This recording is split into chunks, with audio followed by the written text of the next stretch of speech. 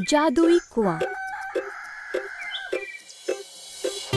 कई साल पहले एक छोटे से गांव में था एक जमींदार अरविंद नाम का। वे बहुत अनुशासित थे। हर रोज सवेरे मुर्गे के कुकड़कू बोलते समय ही जाग जाते थे।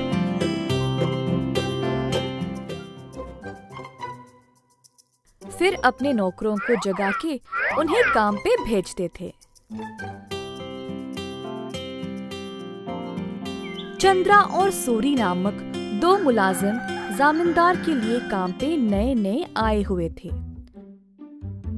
परंतु वे दोनों काफी आलसी थे और सवेरे उठ के खेत में जाना उनके लिए बहुत कठिन लग रहा था।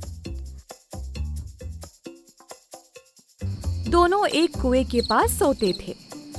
एक दिन चंद्रा ने सूरी से कहा, हाय रे, हर रोज सवेरे जाग के जाना बहुत ही कठिन काम है ना। सूरी को भी ऐसा ही लगा। हाँ चंद्रा, परंतु हम करे तो क्या करे, मुर्गे के कुकड़कू से ही जमींदार जी जाग जाते हैं। अरविंद जी ने इन दोनों का व्यवहार ध्यान से और चुपचाप से जांचा।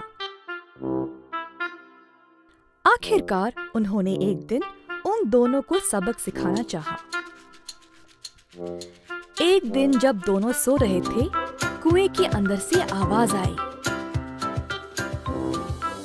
सूरी, कितनी देर और सोओगे? उठो और काम पे निकलो। सूरी को नींद में ही आवाज सुनाई दी और वो अचानक से जाग गया। बाजू देखा तो चंद्रा आराम से सो रहा है। सूरी को समझ नहीं आया कि ये आवाज कहाँ से आई। बुरा सपना मान के वो फिर से सो गया। अगले दिन की बात है और दोनों उसी कुएं के पास सोए थे। इस बार कुएं वाली आवाज चंद्रा को सुनाई दी। वो भी अचानक से जाग गया। आसपास देखा तो सूरी आराम से सोया था।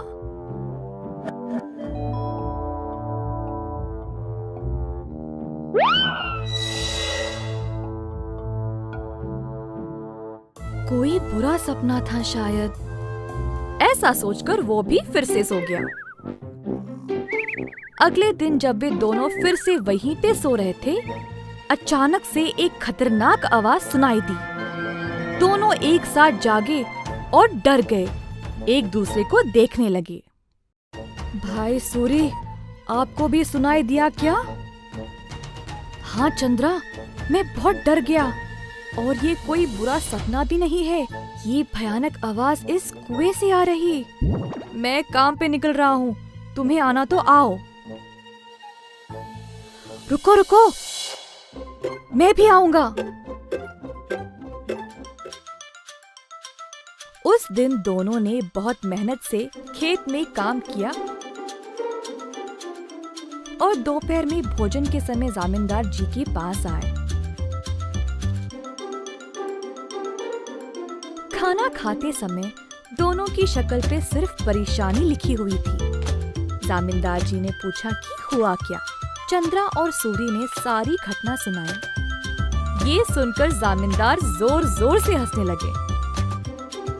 सुनो तुम दोनों, वो कोई भूत या बुरा सपना नहीं था। मैंने देखा कि तुम दोनों कुछ ज्यादा ही आलसी थे, इसीलिए तुमको सबक देना चाहा। कुएं के पास वो मैं ही था जो आवाजें निकाल रहा था। अब आई समझ।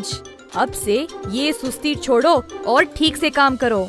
उस दिन से सूरी और चंद्रा ने अपनी आलस्य छोड़ा और खेत पर पूरी मेहनत से काम किया।